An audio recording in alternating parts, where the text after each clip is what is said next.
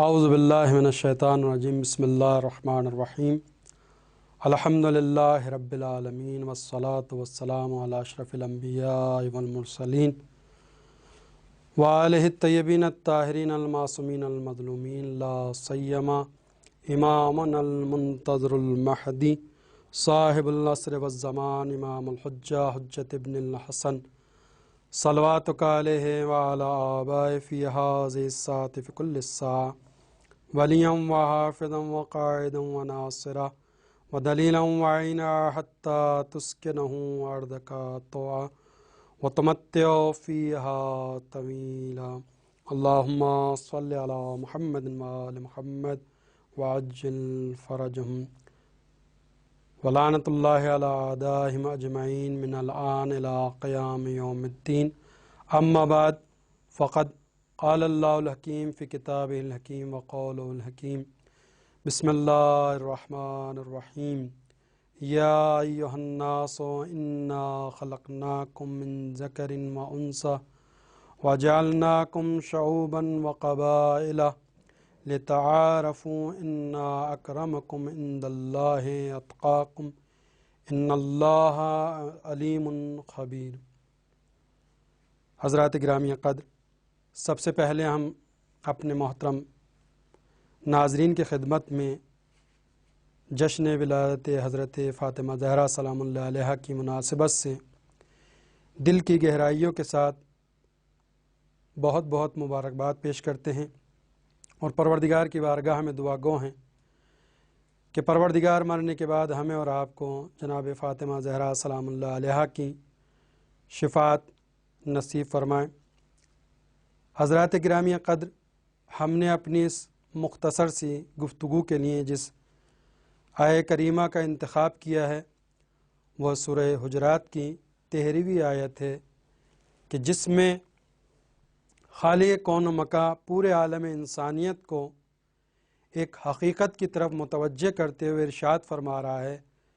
یا ایھا الناس انا خلقناکم من ذکر و انثی، اے لوگو بے شک ہم نے ہی تمہیں ایک مرد اور ایک عورت سے تخلیق کیا ہے، عالم وجود میں لائے ہیں، وجعلناکم شعوبا وقبائل، اور ہم ہی نے تمہارے درمیان قبیلے قرار دیے، شاخیں قرار دی، گروہ قرار دیے، قومیں قرار دی، امتیں قرار دی، لتعارفوا ان اکرمکم عند اللہ اتقاکم ان اللہ علیم خبیر، تاکہ تم یہ جان سکو کہ بے شک تمہارے درمیان میں سے اللہ کے نزدیک سب سے محترم اور مکرم وہ بندہ ہے کہ جو تقوی الہی کے اعتبار سے سب سے بہتر ہو، اور بے شک خدا ہر چیز کا جاننے والا ہے اور ہر شے سے باخبر ہے۔ یہ سورہ حجرات کی 13ویں آیت تھی کہ جس کی تلاوت اور ترجمہ ہم نے آپ حضرات کے سامنے پیش کیا ہے۔ آج کی اس گفتگو کے اندر جس ذات والی صفات کے حوالے سے ہمیں گفتگو کرنی ہے وہ عظیم خاتون ہے کہ جس کو پروردگار نے اپنے نبی کو اس وقت عطا فرمایا تھا کہ جب وقار نسوانیت پوری طرح سے مجروح ہو رہا تھا اور معاشرہ اور سماج عورت کے وجود کو اپنے لیے ایک گالی اور ایک بے عزتی کا مقام متصور کرتا تھا۔ اس ماحول میں پروردگار نے یہ عظیم بیٹی اپنے آخری نبی کو عطا کری کہ جو تمام ان اوصاف حمیدہ اور جمیلہ کی حاملہ ہے کہ جو ذہن انسانی متصور کر سکتا ہے۔ اس دنیا میں پائی جانے والی کوئی بھی ایسی صفت حسنہ نہیں ہے کہ جو کردار حضرت فاطمہ زہرا سلام اللہ علیہا میں نہ پایا جائے۔ تو بہرحال پورے صفات حمیدہ اور پورے زندگی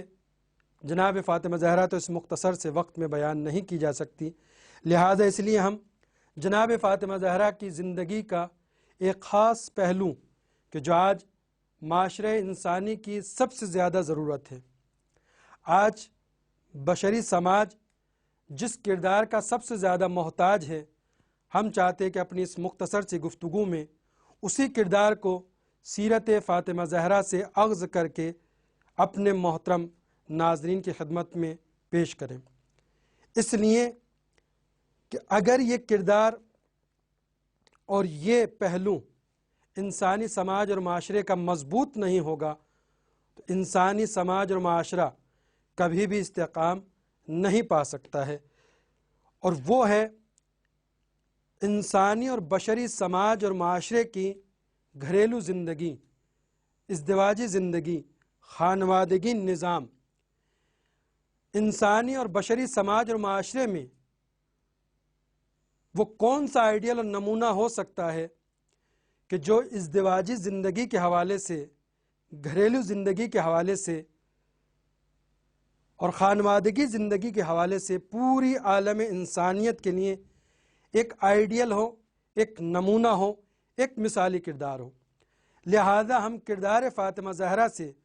وہی نمونہ، وہی سیرت، وہی کردار آپ حضرات کے سامنے پیش کریں گے کہ جو انسانی سماج اور معاشرے کے لیے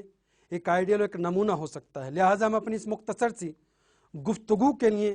جو عنوان منتخب کر رہے ہیں وہ یہ کہ مثالی گھرانے کی تنظیم میں شہزادی کونین کا کردار، یعنی انسانی اور بشری سماج کی جو گھریلو اور خانوادگی اور ازدواجی زندگی ہے، اس کی نظم اور ضبط کے لیے کردار فاطمہ زہرا ایک نمونہ اور آئیڈیل ہے۔ اس سے پہلے ہم آپ کی خدمت میں یوں عرض کریں کہ کسی بھی چیز کو نظم اور تنظیم دینے کے لیے ضروری ہے کہ پہلے ہم اس شے کے بنیادی اور اساسی رکن کے بارے میں غور و فکر کریں کہ اس چیز کے، اس شے کے سب سے اساسی اور بنیادی رکن کیا ہیں۔ جب ہم ان بنیادی اور اساسی رکنوں کو منظم اور تنظیم دے دیں گے تو پھر وہ شے خود بخود منظم اور تنظیم پا جائے گی۔ تو ہمارا مقصد یہ ہے کہ انسانی سماج اور بشری معاشرے میں ازدواجی زندگی، گھریلو زندگی، خانوادگی زندگی کس طرح سے استحکام پائے۔ تو اس کو استحکام دینے کے لیے ہمارے لیے ضروری ہے کہ سب سے پہلے ہم گھریلو زندگی اور ازدواجی زندگی اور خانوادگی زندگی کے وہ اساسی اور بنیادی رکن تلاش کریں کہ جن کی اساس اور بنیاد کے اوپر یہ انسانی معاشرہ ٹکا ہوا ہے۔ یہ بشری سماج کی بنیاد جن بنیادی اور اساسی رکن اور ارکان کے اوپر رکی ہوئی ہیں، ان ارکان اور ان رکن کو منظم اور تنظیم کرنا سب سے پہلے ضروری ہے۔ تو جب ہم انسانی سماج اور معاشرے کی طرف غور و فکر کرتے ہیں تو قرآن نے بھی ہماری اس بات کی طرف رہنمائی کی ہے کہ یہ انسانی سماج، یہ بشری معاشرہ کس طرح سے وجود میں آیا۔ جس آیہ کریمہ کی ہم نے تلاوت کری اس میں واضح لفظوں میں کہا، یا ایھا الناس انا خلقناکم من ذکر و انثی، کہ اے لوگوں ہم نے تمہیں ایک مرد اور ایک عورت سے خلق کیا ہے۔ یعنی آیت نے واضح لفظوں میں اشارہ کیا کہ انسانی سماج اور انسانی معاشرے کی بنیاد دو اساسی رکن میں ہے، جس میں ایک رکن کا نام ہے مرد اور ایک رکن کا نام ہے عورت، یا دوسرے لفظوں میں یوں کہہ دیا جائے کہ معاشرہ انسانی اور بشری سماج کی جو دو بنیادی اور اہم رکن ہیں اس میں ایک رکن کا نام ہے شوہر اور ایک رکن کا نام ہے بیوی۔ اور یہی وجہ ہے کہ قدرت نے جب کاروان انسانیت کی تخلیق کی ابتدا اس مرد اور اس عورت کے ذریعے سے کی تو قدرت نے ان دونوں کے درمیان پائے جانے والے اس پاکیزہ رشتے کی طرف بھی رہنمائی کی کہ جو اس مرد اور عورت کے درمیان پایا جاتا تھا، اس لیے کہ یہ کاروان بشریت اور انسانیت اور آدمیت اپنی پاکیزگی کے ساتھ اس وقت تک کہ بڑھ ہی نہیں سکتا تھا جب تک کہ اس مرد اور اس عورت کے درمیان قائم ہونے والے ایک رشتے کا نام وجود میں نہ آئے، اور اسی رشتے کا نام ہے رشتہ ازدواج، کہ جس کی طرف قرآن مجید نے سورہ بقرہ کی 35ویں آیت میں اس الفاظ میں نشاندہی کی وَقُلْنَا یا آدم اسکن انت وزوجک الجنہ، اور ہم نے آدم سے کہا اے آدم تم اور تمہاری بیوی جنت کے اندر سکونت پذیر ہو جائیے۔ اگر ہم آیت میں غور و فکر کریں تو ایک بات ہمارے سامنے آتی ہے کہ قدرت نے جہاں پر حضرت آدم کا نام لیا وہیں پر قدرت حضرت حوا کا بھی نام لے سکتی تھی، اور بظاہر آیت کے اندر نہ ترتیب کے اعتبار سے کوئی فرق آتا نہ معنی کے اعتبار سے کوئی فرق آتا۔ یعنی اگر قدرت یہ کہہ دیتی کہ ہم نے آدم اور حوا سے کہا کہ تم دونوں جنت کے اندر سکونت پذیر ہو جاؤ، تو کیا آیت کے معنی میں، آیت کی ترتیب میں، آیت کے حسن و جمال کے اندر کوئی بہت بڑا فرق آیا تھا؟ بظاہر تو کوئی فرق نظر نہیں آتا ہے، لیکن قرآن مجید میں قدرت نے جو لفظ بھی استعمال کیا، جو آیت بھی استعمال کی، وہ بغیر مقصد اور ہدف کے نہیں کی ہے۔ تو جہاں پر قدرت حضرت آدم کو نام کے ذریعے سے مخاطب کر رہی ہے، وہاں پر قدرت نے جناب حوا کو بھی نام سے کیوں نہیں مخاطب کیا؟ بلکہ قدرت یہ چاہتی تھی کہ جہاں پر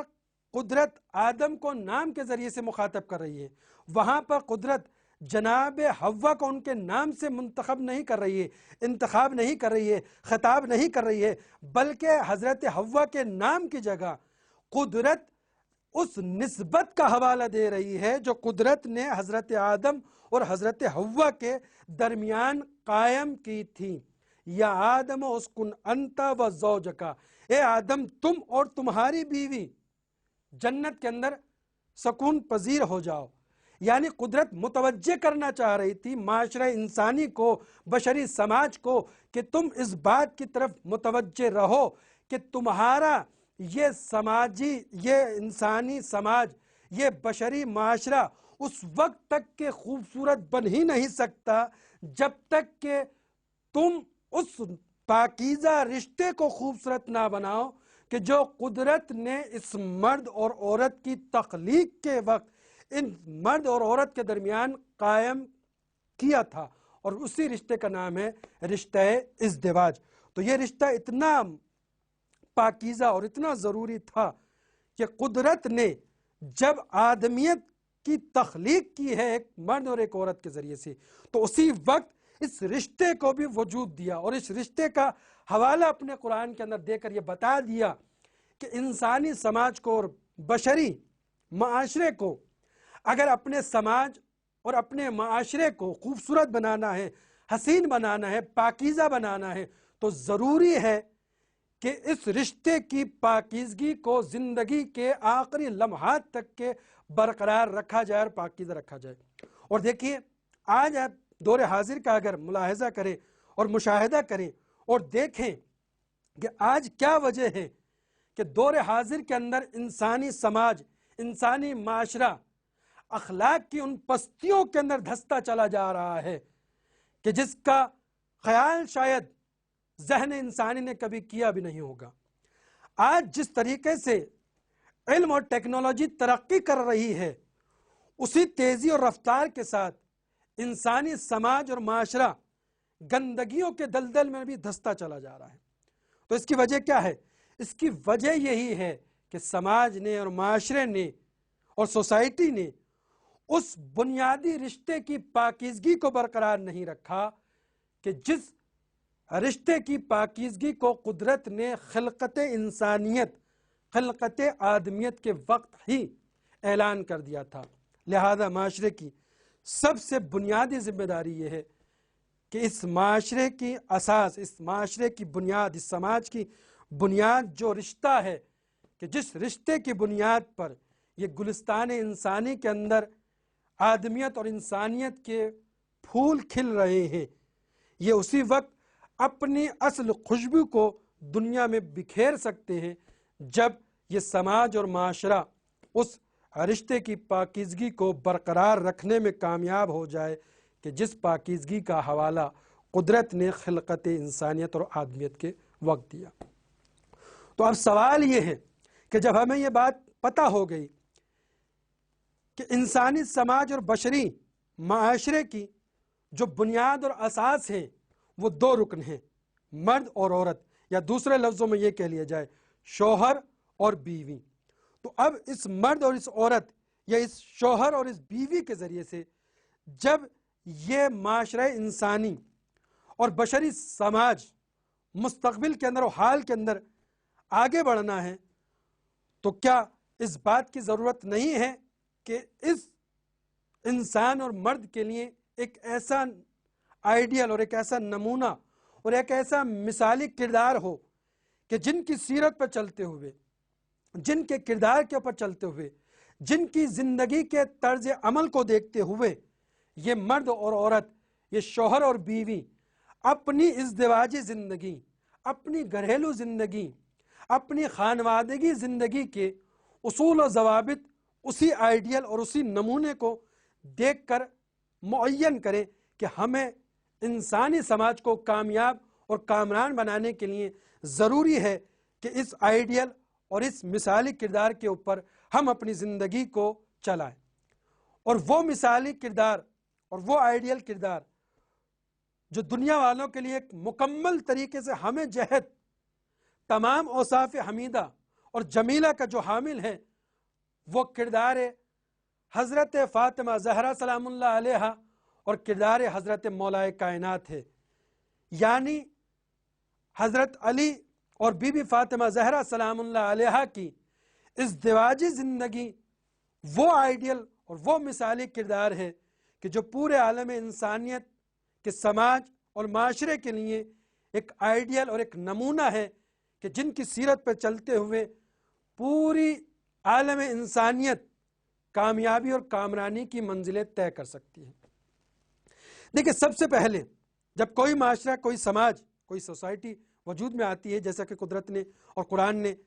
سورہ حجرات کی آیت میں اشارہ کیا کہ یہ جو کاروان انسانیت کی ابتدا ہوئی ہے یہ ایک مرد اور ایک عورت کے ذریعے سے ہوئی ہے، پھر قدرت نے ان کے درمیان قبائل قرار دیے، قومیں قرار دیں، قبیلے قرار دیے، گروہ قرار دیے، حزب قرار دیے، امتیں قرار دیں۔ تو یہ جتنی بھی آج اس ظاہری عالم اور دنیا کے اندر ہمیں رشتے دکھ رہے ہیں، انسانوں کی تعداد دکھ رہی ہے، قبائل دکھ رہے ہیں، قومیں دکھ رہی ہیں، ملتیں دکھ رہی ہیں، یہ سب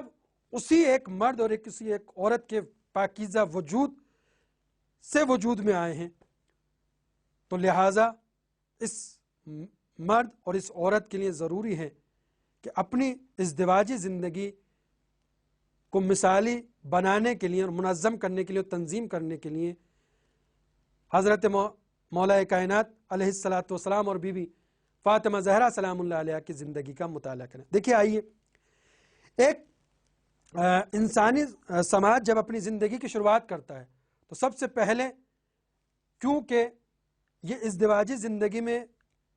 منسلک ہوئے ہیں تو پہلے ان دونوں ہی کا وجود ہوتا ہے، شوہر اور بیوی۔ لہذا اسلام نے اور قرآن نے اور شریعت نے ان دونوں کے الگ الگ احکام بیان کیے ہیں۔ شوہر کی ذمہ داری کچھ ہے، بیوی کی ذمہ داری کچھ ہے۔ شوہر کے فرائض شریعت نے کچھ بیان کیے ہیں اور بیوی کے فرائض شریعت نے کچھ اور بیان کیے ہیں، اور معاشرہ اسی وقت خوبصورت اور حسین بن سکتا ہے جب یہ دونوں اساسی رکن اپنی اپنی ذمہ داریوں کو نبھاتے رہیں اور انجام دیں، یعنی شوہر اپنی ذمہ داریوں کو نبھائے اور بیوی اپنی ذمہ داریوں کو نبھائے۔ اب دیکھیے، آج جب کوئی مرد اور عورت رشتہ ازدواج میں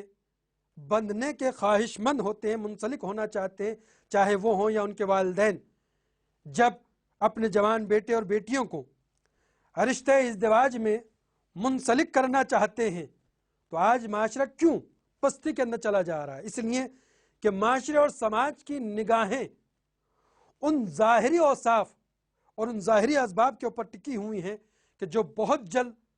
فنا کی وادی کے اندر چلی جاتی ہیں، اور جب وہ فنا ہو جاتے ہیں تو یہ رشتہ بھی لڑائی جھگڑوں کی نظر ہو کر رہ جاتا ہے۔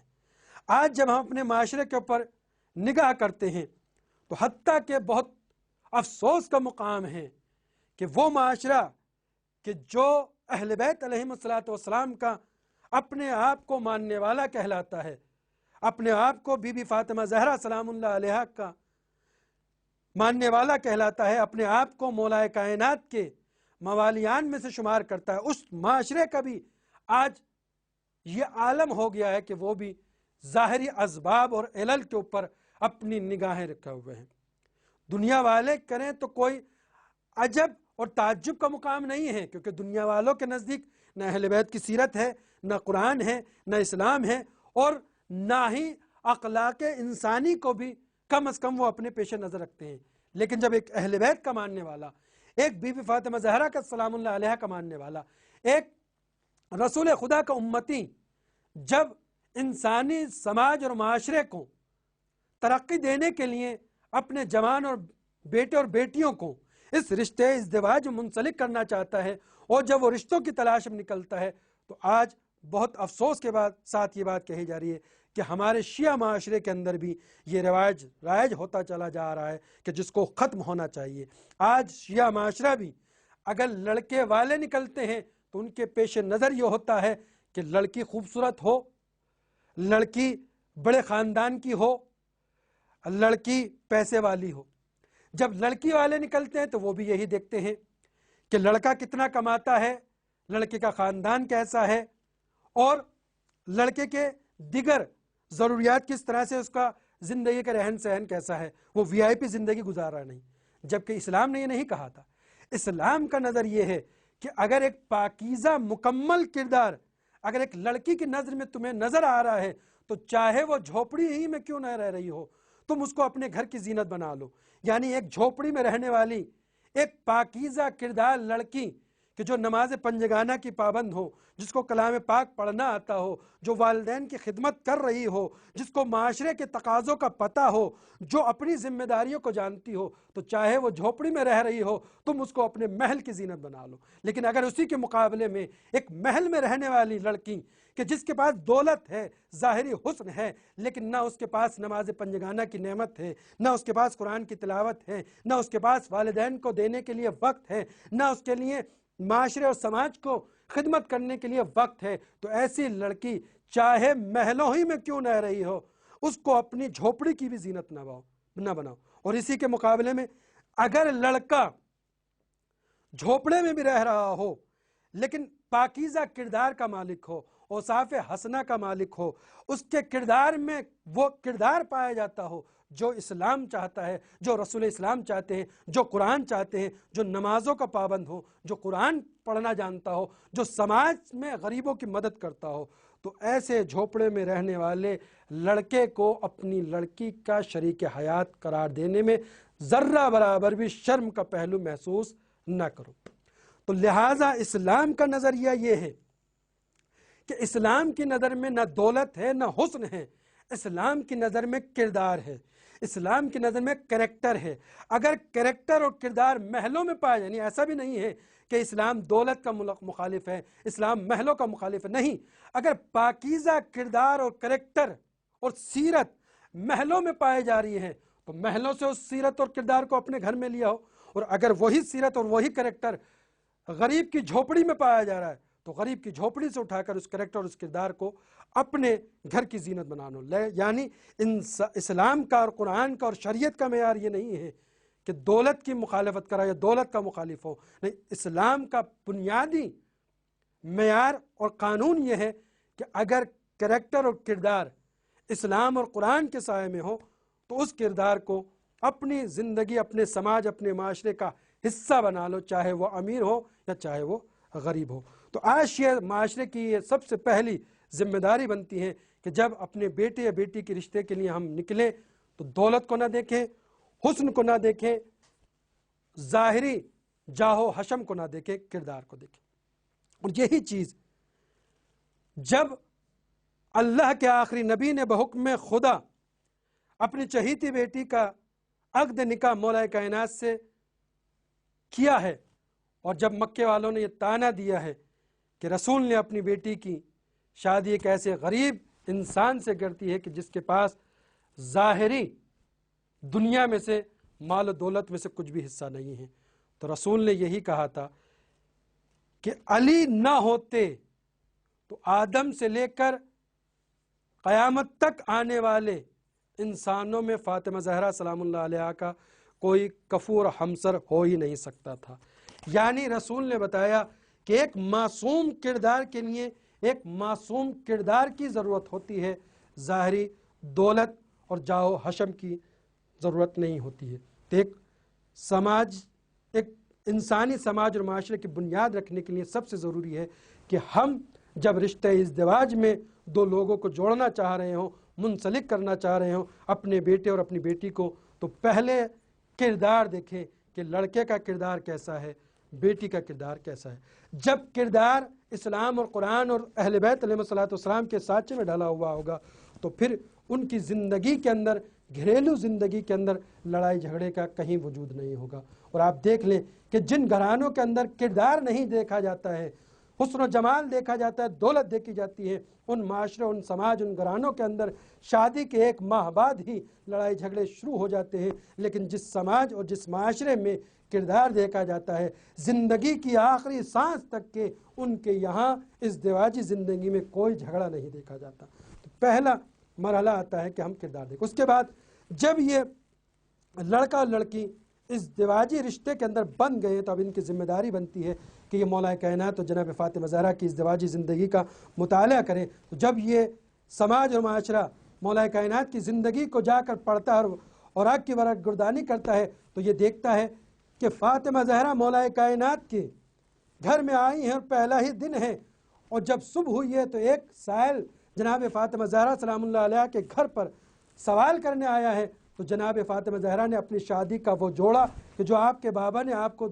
دیا تھا، بابا کی طرف سے تحفہ تھا، شہزادی نے اپنی شادی کا وہ جوڑا اس سائل کو دے دیا۔ اور جب رسول اسلام آئے ہیں، دیکھا بیٹی پرانے لباس میں ہے، تو کہا بیٹی جو تمہیں شادی کا جوڑا دیا تھا تو وہ کہاں ہے؟ تو جناب فاطمہ زہرا نے کہا بابا ایک شخص آیا تھا سوال کرنے، تو میں نے جو مجھے سب سے محبوب چیز تھی اور جو میری خود کی ذاتی ملکیت تھی وہ میں نے راہ خدا میں دے دی۔ یعنی یہ کردار فاطمہ زہرا نے بتایا۔ آج دیکھیں جب ایک عورت اپنے شوہر کے گھر میں ہوتی ہے، جب اس کو کوئی چیز دینا ہو تو اس کے ذہن میں کبھی یہ خیال نہیں آتا کہ جو چیز میں دے رہی ہوں آیا میں اس کی مالک بھی ہوں یا نہیں۔ یہ صحیح ہے کہ شوہر کی جو بھی چیزیں وہ بیوی کے تصرف میں ہوتی ہے، بیوی تصرف کر سکتی ہے، لیکن پھر بھی یہ اخلاق اسلامی ہے، یہ اخلاق انسانی ہے کہ ایک مرتبہ بیوی کو کوئی بھی چیز چاہے وہ سائلی کو دے رہی ہو، چاہے وہ راہ خدا ہی میں دے رہی ہو، اپنے شوہر کی اجازت لے لے کہ کیا یہ میں چیز راہ خدا میں دے دوں۔ مگر آج جب ایک وہ لڑکی، وہ عورت جو سیرت اہل بیت علیہ السلام کو نہیں پڑھتی ہے تو وہ اس بات کا خیال بھی نہیں رکھتی ہے، اور وہ پھر اپنے شوہر کی دولت کو اپنی مرضی کے مطابق صرف کرتی ہے، اور اس کو اس بات کا کل اللہ کی بارگاہ میں حساب دینا ہے۔ تو یہ پہلا کردار ہے کہ بیوی اگر راہ خدا میں بھی خرچ کر رہی ہے تو پہلے تو کوشش کرے کہ اس کی ملکیت میں سے خرچ کرے، اور اگر شوہر کے مال میں سے خرچ کریے تو کم از کم شوہر کے علم میں یہ بات لائے اور اس سے اجازت لے لے۔ اس کے بعد زندگی آگے بڑھتی ہے تو یہ ہمیں علی اور فاطمہ کی زندگی میں دیکھنے کو ملتا ہے کہ مولا کائنات جہاں پر باہر کے امور کو انجام دے رہے ہیں، وہیں پر جب اگر گھر میں آ جاتے ہیں تو ہم دیکھتے ہیں کہ مولا کائنات جناب فاطمہ زہرا سلام اللہ علیہ کا گھر کے کاموں کے اندر بھی ہاتھ بٹا رہے ہیں۔ آج ہمارے شیعہ معاشرے کا بھی یہ عالم ہو گیا کہ اگر کوئی شوہر اپنی بیوی کا گھریلو کاموں کے اندر ہاتھ بٹا دے تو یہ کہتے ہیں کہ یہ بیوی کا غلام ہے، یہ جورو کا غلام ہے۔ یہ وہ معاشرہ کہتا ہے جس معاشرے نے سیرت علی اور فاطمہ کا مطالعہ نہیں کیا ہے۔ کتنے افسوس کا مقام ہے اگر ان شیعان علی کی زبانوں کے اوپر بھی یہ فقرے آ جائے، اگر کہیں پر الحمدللہ خدا کے فضل سے انہوں ایسا گھرانہ، ایسا مثالی گھرانہ دیکھنے میں آ جائے کہ جس گھر کے اندر شوہر اپنی شریک حیات کا گھر کے کاموں کے اندر ہاتھ بٹا رہا ہو، تو شوہر کا فرض بنتا ہے کہ اگر اس کے پاس وقت ہے، باہر کی ذمہ داریوں کو نبھانے کے بعد گھر کے اندر ہے اور اس کے پاس وقت ہے اور وہ اپنی شریک حیات اور ہمسر کا گھر کے کاموں میں ہاتھ بٹا سکتا ہے تو اس کو ہاتھ بٹانا چاہیے، اس کو اس پر انشاءاللہ اللہ کی اور رسول کی بارگاہ سے اور ائمہ اہل بیت علیہ السلام کی بارگاہ سے ثواب ملے گا۔ دوسرا پہلو جو ہمیں علی اور فاطمہ کی زندگی میں خوبصورت پہلو دیکھنے کو ملتا ہے وہ یہ کہ زندگی کے ہر لمحے میں مولا کائنات نے بھی فاطمہ زہرا کی مرضی کا خیال رکھا، اور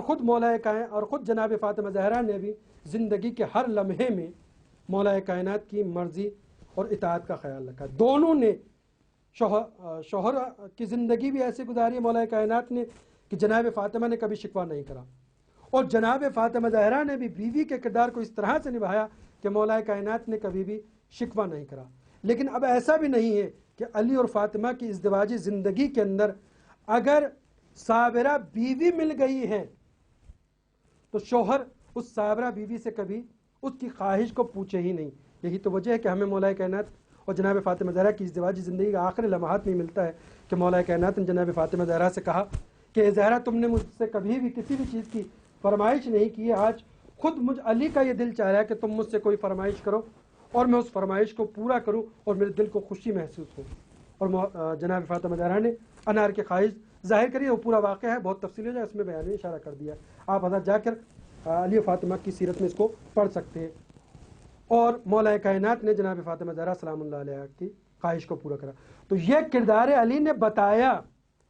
کہ اگر تمہیں بھی ایسی صابرہ اور شاکرہ بیوی مل جائے کہ جو اپنی زبان سے تم سے کبھی کسی چیز کا مطالبہ نہ کرے, تو تمہارا یہ فرض بنتا ہے کہ تم اپنی طرف سے اپنی بیوی کی خواہش کو پوچھو. اور اسی کے مقابلے میں جناب فاطمہ زہرا نے کبھی بھی مولا کائنات سے کسی بھی چیز کا مطالبہ نہیں کرا. یہ درس ہے دنیا کی ان تمام بیویوں کے لیے کہ جو بے جا مطالبات کر کے شوہروں کی زندگی کو مشکلات اور مصائب سے دوچار کر دیتی ہیں, کہ ہر لمحہ مطالبات کر کے اپنے شوہروں کی زندگی کو دشوار اور مشکلات سے دوچار نہ کرو. ایک حقیقی جناب فاطمہ زہرا سلام اللہ علیہ کی ماننے والی کا یہ طریقہ کار ہونا چاہیے کہ وہ اپنے شوہر سے بے جا مطالبات کر کے اس کی مشکلات میں مزید اضافہ نہ کرے, بلکہ کوشش کرے کہ شوہر کی مشکلات کم ہو جائیں. ایک بیوی کا یہ فرض بنتا ہے کہ جب شوہر دنیاوی امور باہر کے انجام دینے کے بعد اور اپنی ذمہ داریوں کو پورا کرنے کے بعد جب گھر میں آیا ہے تو گھر کا ماحول ایسا ہو کہ شوہر گھر میں داخل ہوتے ہی اپنی دن بھر کی تمام تر تھکاوٹ کو بھول جائے, اپنی مصیبتوں کو بھول جائے, اپنی پریشانیوں کو بھول جائے, اور بیوی کے چہرے کو دیکھتے ہی اس کے دل میں خوشی کی لہر دوڑ جائے. اور یہی ہمیں علی و فاطمہ کی سیرت میں دیکھنے کو ملتا ہے کہ مولا کائنات کہتے ہیں کہ جب میں باہر سے اپنے دنیاوی امور کو انجام دینے کے بعد گھر میں پہنچتا ہوں اور زہرا کے چہرے کے اوپر نظر پڑتی ہے تو میں اپنے تمام دن بھر کی تھکاوٹ کو بھول جاتا ہوں. یعنی جناب فاطمہ زہرا نے اپنے کردار کے ذریعے سے ماحول گھر کا وہ بنا رکھا تھا کہ جب شوہر گھر میں آیا تو اسے اپنا گھر جنت جیسا نہیں لگتا ہے. لیکن افسوس کا مقام ہے کہ آج کنیزان زہرا نے بھی اپنے گھر کے ماحول کو اتنا بدتر بنا رکھا ہے کہ آج ایک شوہر چاہتا ہے کہ جتنا زیادہ ممکن ہو سکے گھر سے باہر رہوں تو بہتر ہے, گھر میں جاؤں گا تو پھر وہی لڑائی جھگڑے شروع ہو جائیں گے. لہذا ہم تمام شیعان حیدر کرار کا یہ فرض بنتا ہے کہ ہم ازدواجی زندگی کے اعتبار سے بالخصوص خواتین کنیزان زہرا گھر کا ماحول وہ بنائے کہ گھر سے باہر رہنے والے شوہر کی یہ خواہش ہو کہ جتنی جلدی ممکن ہو سکے میں اپنے باہر کی ذمہ داریوں کو پورا کر کے جلد از جلد اپنے گھر میں پہنچ جاؤں تاکہ اپنی شریک حیات سے محو گفتگو ہو سکوں, کہ جو علی و فاطمہ کی زندگی کا سب سے امتیازی پہلو تھا. دوسری سب سے بنیادی ذمہ داری جو شوہر اور بیوی کی ہوتی ہے وہ تربیت اولاد, جس میں ماں کا کردار سب سے اہم کردار ہوتا ہے. دیکھیے خاندان رسالت اور چہاردہ معصومین علیہ الصلوۃ والسلام کے خاندان میں کسی بھی فرد کو معاشرے اور سماجی لحاظ سے کسی بھی تربیت کی ضرورت نہیں تھی. لیکن جب ہم چہاردہ معصومین علیہ الصلوۃ والسلام کی زندگی کا مطالعہ کرتے ہیں تو ہمیں یہ دکھتا ہے کہ معصومین اپنے بچوں کی تربیت معاشرے کے تقاضوں کے لحاظ سے کر رہے ہیں. جیسے کہ جناب فاطمہ زہرا سلام اللہ علیہ کی زندگی ہی میں پوری دنیا کو یہ دیکھنے کو مل جائے گا کہ شہزادی فاطمہ زہرا کا یہ اصول تھا, یہ طریقہ تھا کہ جب بھی حسنین سلام اللہ علیہما باہر سے آتے تھے تو شہزادی ان سے پوچھتی تھی کہ میرے بیٹوں میرے پیاروں کہاں سے آئے ہو, جیسے واقعہ مشہور ہے کہ جب مسجد سے پلٹے جناب فاطمہ زہرا نے پوچھا بیٹا کہاں سے آئے ہو؟ کہا مسجد سے ہے۔ کہا کیا بیان کرا؟ اور وہ پورا واقعہ شہزادی کونین کو جناب امام حسن نے بیان فرمایا، اور پورا واقعہ تفصیل سے موجود ہے جو کتابوں میں آپ مراجعہ کر سکتے ہیں۔ لیکن سوال یہاں ہے، یہ کیا امام حسن کو اس بات کی ضرورت تھی کہ معاشرے اور بشری تقاضوں کے لحاظ سے جناب فاطمہ زہرا جب امام حسن باہر سے آئے تو ان سے سوال کرے کہاں گئے تھے، کہاں سے آئے ہو، کیا سیکھ کے آئے ہو؟ یا مولا کائنات جو اپنے بیٹے کے انداز بیان کو دیکھ رہے، کیا یہ ضرورت تھی یا امام حسن علیہ الصلوۃ والسلام کے انداز بیان کو دیکھیں کہ کس طرح سے بیان کر؟ نہیں، قطعاً نہیں۔ تو پھر آخر یہ معصوم یہ فعل انجام کیوں دے رہے ہیں؟ تو ظاہر سی بات ہے یہ فعل انجام دیا جا رہا ہے معاشرے میں پائے جانے والے ہم جیسے گناہگار انسانوں کے لیے کہ جو عصمتوں کے درجے کے اوپر فائز نہیں ہیں، کہ جو علم کی اس بلندی کے اوپر فائز نہیں ہے جس پر معصومین فائز ہیں، کہ جب تم اس مرحلے میں آؤ کہ اپنی اولاد کی تربیت کرو تو تمہارا کردار بھی یہی ہونا چاہیے۔ آج ہم شیعہ گھرانوں میں سے کتنے ایسے گھرانے ہیں کہ جو سیرت علی و فاطمہ زہرا پر عمل کرتے ہوئے اپنے بچوں سے یہ بات پرس کرتے ہوں کہ بیٹا کہاں گئے تھے اور کیا سیکھ کے آئے ہو۔ یہی وجہ ہے کہ آج شیعہ معاشرے کا بھی عالم ہو گیا ہے کہ بچے کی تربیت جس طرح سے ہونا چاہیے تھی اس طرح سے وہ تربیت نہیں ہے۔ کیوں؟ اس لیے کہ شیعہ گھرانوں نے سیرت علی اور سیرت فاطمہ زہرا کے اوپر عمل نہیں کیا، لہذا بچوں کی وہ تربیت بھی اس طرح سے نہیں کر پائے کہ جس طرح سے اسلام چاہتا تھا، جس طرح سے قرآن چاہتا تھا، جس طرح سے مولا کائنات اور جناب فاطمہ زہرا سلام اللہ علیہ چاہتی تھی۔ لہٰذا آج بھی اگر ہم اہل بیت علیہ الصلوۃ والسلام کے دامن سے منسلک ہو جائیں اور اہل بیت علیہ الصلوۃ والسلام کی سیرت کو پڑھ کر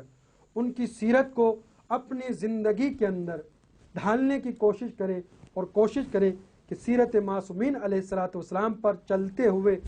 ہم اپنی ازدواجی زندگی کو، ہم اپنی گھریلو زندگی کو، ہم اپنی خاندانی اور خانوادگی زندگی کو منظم کریں، تنظیم کریں، تو آج ہم ایک بہترین اور خوبصورت معاشرے کو تشکیل دینے میں ضرور کامیاب ہو جائیں گے۔ ایسا معاشرہ کہ جس معاشرے کے اندر پھر والدین کا احترام کیا جائے گا، جس معاشرے کے اندر پڑوسیوں کا خیال کیا جائے گا، جس معاشرے کے اندر بزرگوں کا احترام کیا جائے گا، جس معاشرے کے اندر ایک دوسرے کے اوپر ظلم نہیں ہوگا، جس معاشرے میں ایک دوسرے کے ساتھ پیار محبت سے رہنا سکھایا جائے گا۔ ہم پروردگار کی بارگاہ کے اندر دعا گو ہیں کہ پروردگار ہم تمام شیعان حیدر کرار کو توفیق عنایت فرما کہ ہم علی و فاطمہ کی ازدواجی زندگی کے اوپر چلتے ہوئے اپنی ازدواجی زندگی کے اصول و ضوابط معین فرمائیں۔ پروردگار تیری بارگاہ میں دعا گو ہیں محمد مصطفیٰ کی عظیم ترین بیٹی جناب فاطمہ زہرا کے صدقے میں اور مولا کائنات کی ازدواجی زندگی کے صدقے میں تمام مسلمانوں کو عمومیت کے ساتھ اور تمام شیعان حیدر کرار کو خصوصیت کے ساتھ توفیق عنایت فرما کہ وہ اپنے گھر کے ماحول کو علی و فاطمہ کی سیرت پر چلتے ہوئے اپنے گھر کے ماحول کو، ازدواجی زندگی کو اور گھریلو زندگی کو اسی طرح سے بنانے کی کوشش کریں۔ آمین یا رب العالمین۔